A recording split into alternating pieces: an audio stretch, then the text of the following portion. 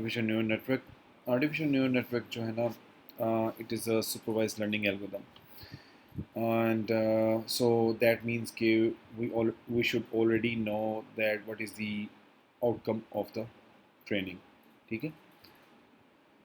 हमारे पास data labelled होना चाहिए, फिर हम इसको रन कर सकते हैं. मतलब अनसुपरवाइज मतलब अनलेबल्ड डाटा के लिए ये बिल्कुल भी हम यूज़ नहीं करते. We can not do clustering using artificial neural network at all. So इसके कुछ कंपोनेंट्स हैं. उसमें हिडन लेयर्स हैं, इनपुट लेयर है, आउटपुट लेयर है, लर्निंग रेट है, एक्टिवेशन फंक्शन. इसको वन बाय वन देखते हैं कि क्या चीज़ है ये. इसका एक जनरल स्ट्रक्चर अगर देखिए, if I have to zoom out. Okay, this is its general structure. आप इनपुट देते हैं कोई, और बीच में फिर हिडन लेयर्स होती हैं, और फिर आपके पास आउटपुट आती है. तो we are only concern about input and output here. Hidden layers actually they are mostly interconnected with one another. अगर आपके पास हिडन लेयर्स बहुत ज़्यादा हों तो आपका नेटवर्क बहुत बड़ा हो जाता है. और इसका फ़ायदा क्या होता है? फ़ायदा ये होता है कि आपकी जो कम्प्लेक्स सिचुएशन है डाटा माइनिंग में, उसको ये कवर कर सकता है. ठीक है. Because each path is connected to each other path here. So ये एक नेटवर्क है. तो बेसिकली न्यूरल नेटवर्क का कॉन्सेप्ट जो है ना, ह्यूमन न्यूरन से आया है, क्योंकि इंसान के दिमाग में जो से न्यूरन्स जाते हैं, जो आपके डिफरेंट मैसेजेस डिफरेंट ऑर्गन्स को ट्रांसमिट करते हैं, they are always interconnected like this. So हम किसी गर्म चीज़ को टच करते हैं तो इंस्टेंटली वो मैसेज न्यूरन से ट्रांसमिट होकर ब्रेन को जाता है, और ब्रेन फिर उसको इंटरप्रेट करके इंस्ट्रक्शन देता है, हाथ पीछे करने का या whatever. So this is the general structure of a neural network. Okay. So इसमें अगर हम बात करें तो हमारी कोई भी वैल्यू जब इसमें एंटर होती है किसी एक पर्टिकुलर नोड में या किसी एक पर्टिकुलर लेयर में, तो उसमें कुछ रिक्वायरमेंट्स हैं या कुछ जिसे कहते हैं ना, कुछ कंटेंट है. जैसे कि यहाँ पे इस फिगर में बताया हुआ है, x1 और x2 यहाँ पे इंडिपेंडेंट वेरिएबल्स हैं. ठीक है.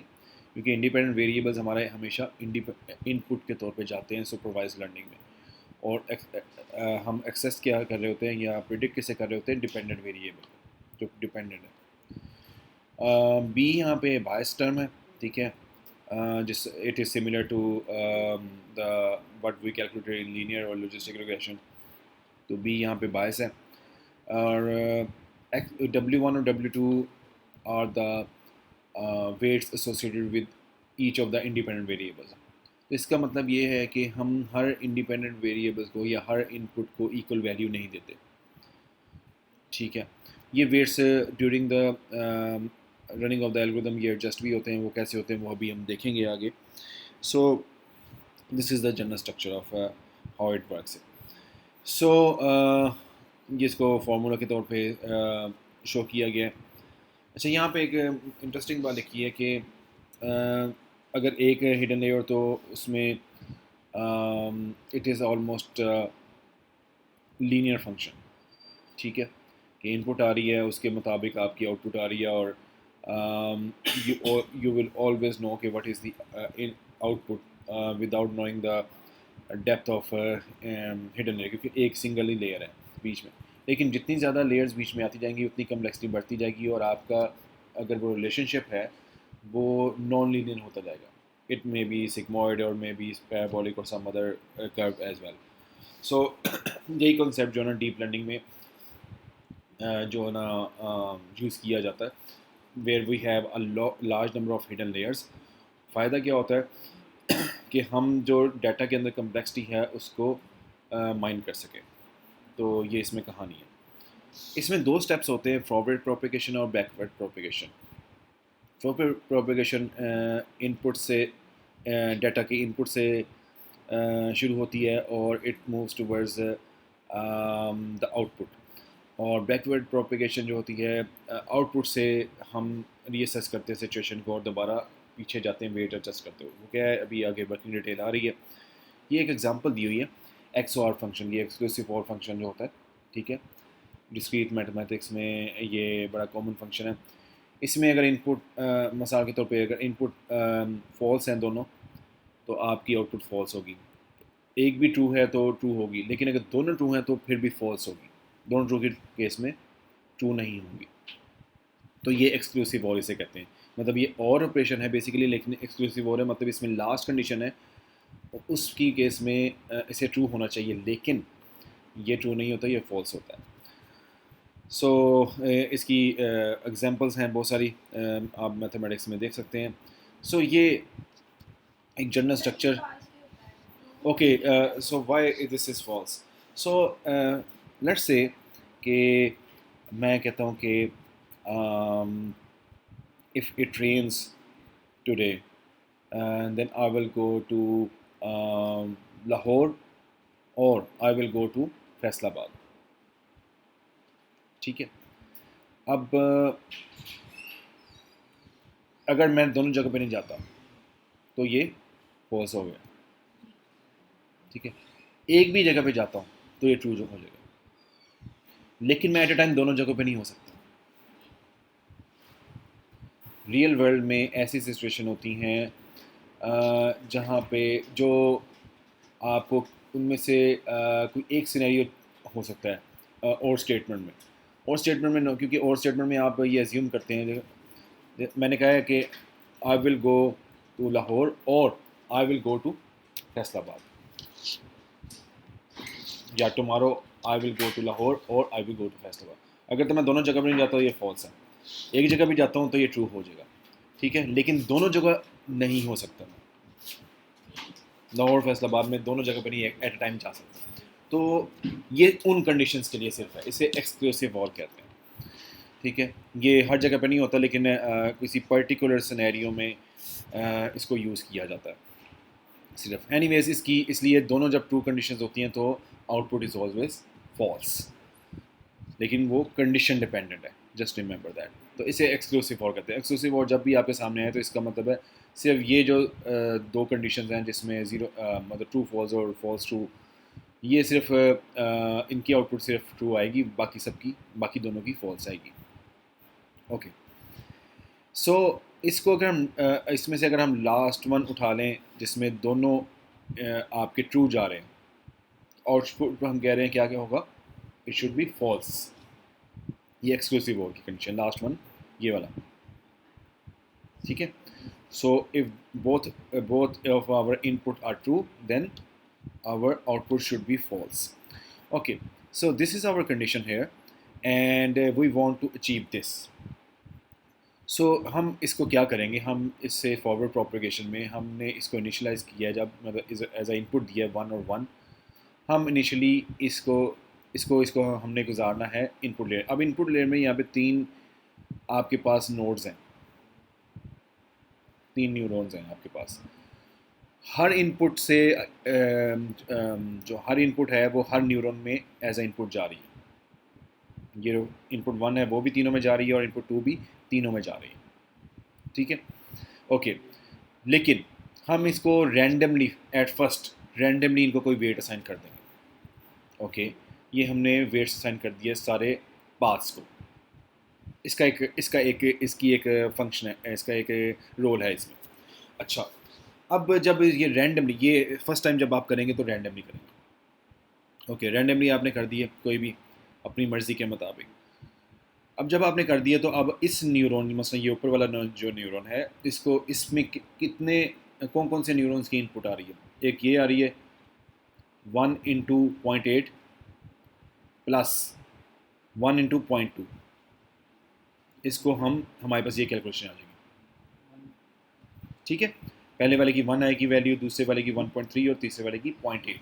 तो हमने जो इनपुट आ रही है इंडिविजुअल न्यूरॉन्स में उसकी वैल्यू रिड्यूस करने उसकी वैल्यू अखज़ करने के लिए हमने क्या किया, जो हमने पाथ्स को वेट दिए थे और उसको मल्टीप्लाई किया इससे, तमाम पाथ्स को सम अप कर लिया इसे 1 इंटू 0.8 प्लस 1 इंटू 0.2। ये नीचे कैलकुलेशन दी हुई है।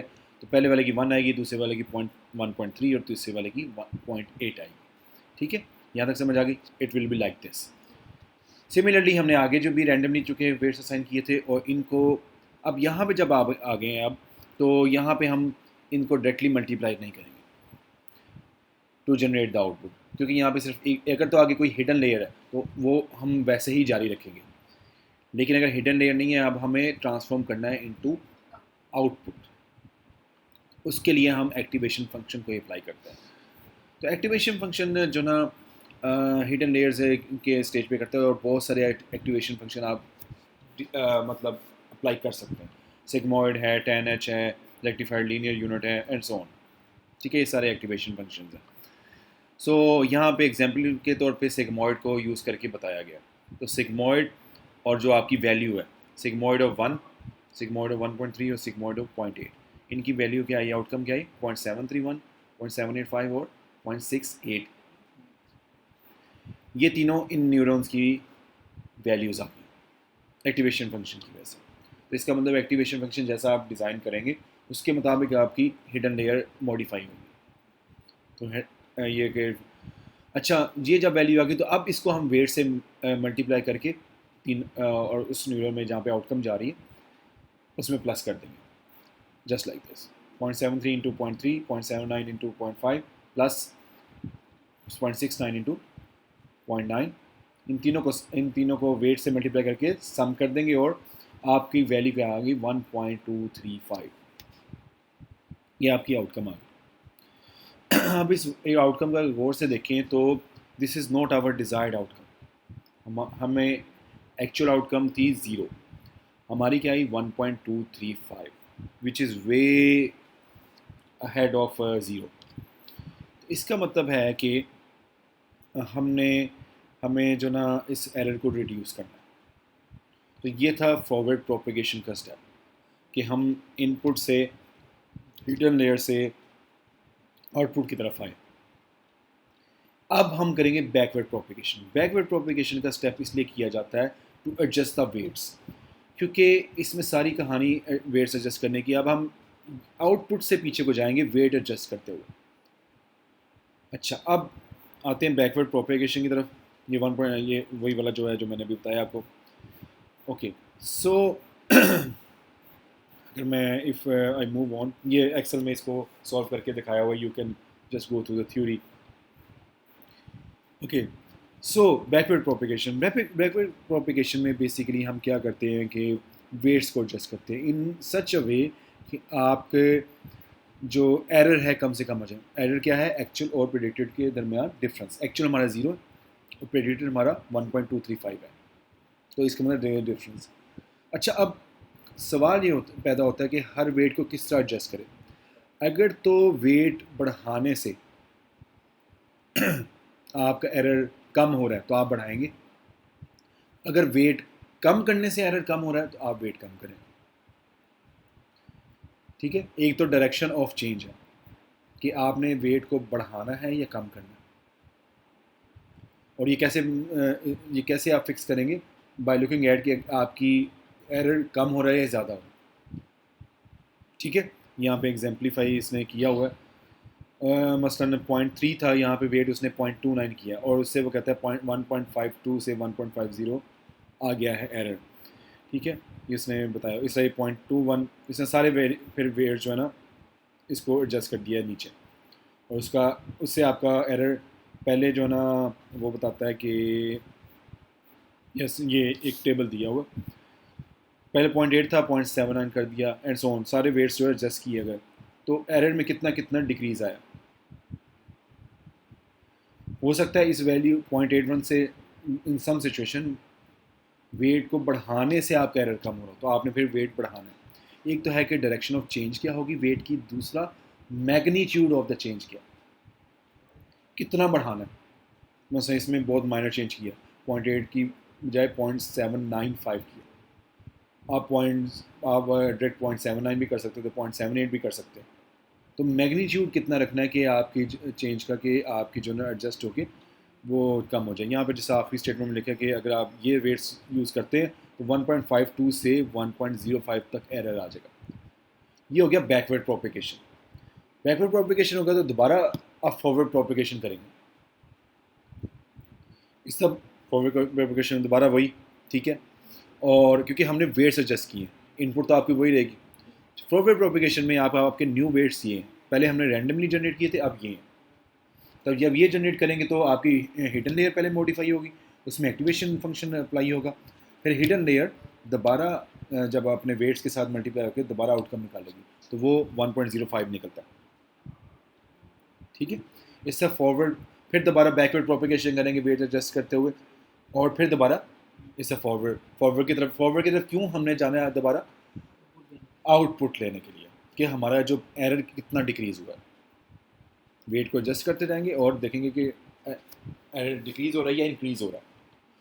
ठीक है, तो ये बहुत सिंपल सा कॉन्सेप्ट है, फॉरवर्ड बैकवर्ड फॉरवर्ड। आप इसको एक्सेल में यहाँ पे किया हुआ, आप एक्सेल में बहुत आराम से इसको कर सकते हैं, दैट्स नॉट एन इशू है। सो इशू ये है कि आपको समझ आनी चाहिए कि हम करना क्या चाह रहे हैं। हम आउटपुट अचीव करना चाह रहे हैं पर्टिकुलर, ठीक है, by iteratively adjusting the weights.